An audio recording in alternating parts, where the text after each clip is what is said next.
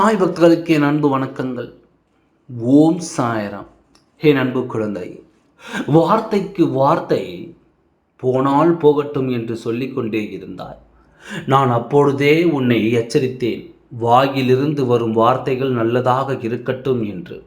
உனக்கு கெடுதல் நினைப்பவர்கள் நினைத்துவிட்டு போகட்டும், திரும்ப அவர்களுக்கு நீ கெடுதல் நினைக்காதே என்று பலமுறை உனக்கு நான் சொன்னேன். உன் மனதை எப்பொழுதும் தூய்மையாக வைத்துக் கொள்கின்ற உன் மனது எந்த கள்ளம் கவனமும் இல்லாமல் இருக்கும் வரைதான் தெய்வத்தின் ஒரு துணை உனக்கு கிடைக்கும் என்று பலமுறை நீ ஆவேசப்படும் பொழுது எல்லாம் உன்னை தேடி நான் வந்திருக்கின்றேன். பொறுமையாக இரு என்று கூற, ஆனால் இந்த வார்த்தையையும் உன் செவிகளில் கூட கேட்க தயாராக இல்லாத நீ உன் ஆத்திரத்தையும் உன் கோபத்தையும் என்னிடம் கூட நீ காட்டி இருக்கின்றாய். ஆனால் நீ என் குழந்தை என்பதால் எதையும் பெரிதுபடுத்தாமல் போய்விடுவேன். இன்னொரு முறை உனக்காக வரலாம் என்று நான் திரும்பி விடுவேன்.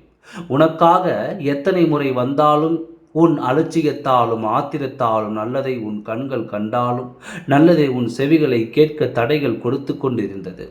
அந்த தடைதான் உன்னை உன் வாழ்க்கையில் இருந்து எத்தனை தூரமாக தள்ளி வைத்திருக்கின்றேன் என்பதை நீ ஏன் இன்னும் மறுத்து கொள்கின்றாய்?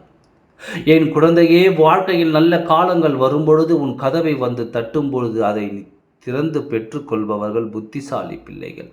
ஆனால் வருவதை எல்லாம் தள்ளி வைத்துவிட்டு உன் கதவையும் அடைத்துவிட்டு நீ ஒளிந்து கொண்டு இருந்தால் புத்திசாலி என்பதற்கு அடையாளமே இல்லாமல் போய்விட்டது அல்லவா?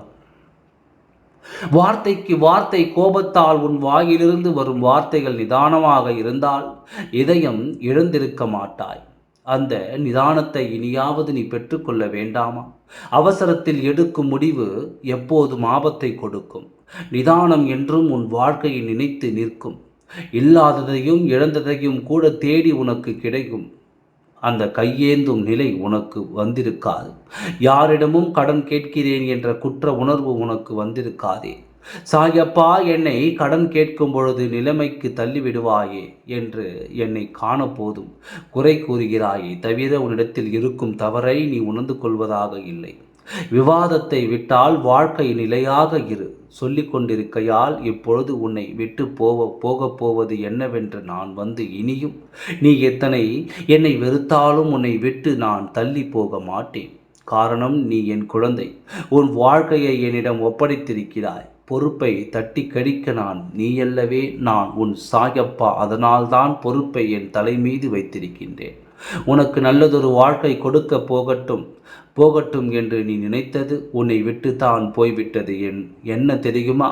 உன் கஷ்ட காலமும் கண்ணீர் காலமும் போய்விட்டது. நீ இழந்தது உன்னை தேடி வரப்போகிறது. உன்னை வேண்டாம் என்று உதறிவிட்டு போனது ஆக மொத்தத்தில் உன் வாழ்க்கை சொர்க்கமாக உன்னை சந்தோஷப்படுத்த காத்திருக்கிறது. உன்னை தேடி வரப்போகின்றது. ஓம் சாய்ராம். நன்றி, வணக்கம்.